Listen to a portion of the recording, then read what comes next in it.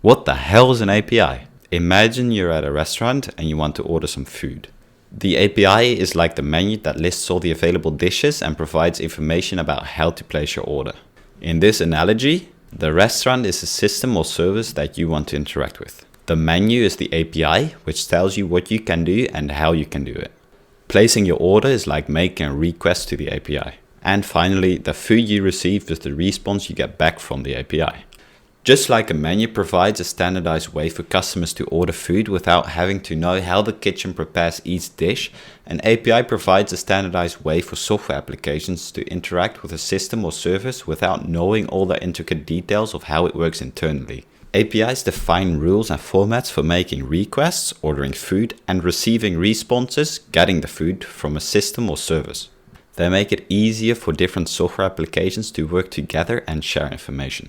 For example, an API for a weather service might provide a way for other applications to ask for the current temperature or the forecast for a specific location. Another API for a payment gateway might let an e-commerce website accept payments securely. For technical details of how APIs work, let's dive a bit deeper.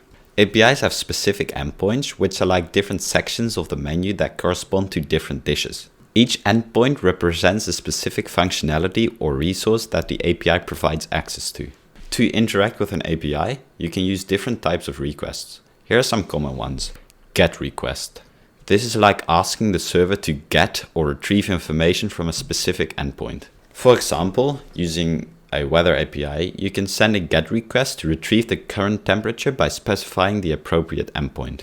The API responds with the temperature data, which you can use in your application. POST request. This is used to post or submit data to the API.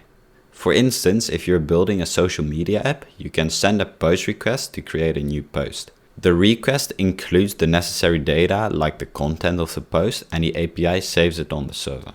A PUT request. This request is used to put or update existing data on the server.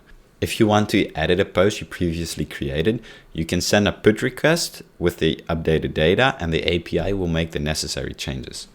And finally, a delete request.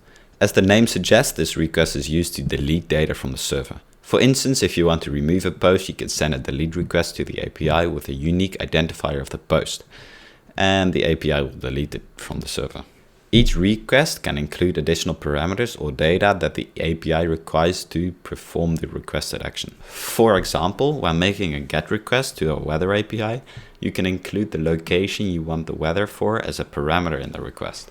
And additionally, APIs may return different types of responses based on the request.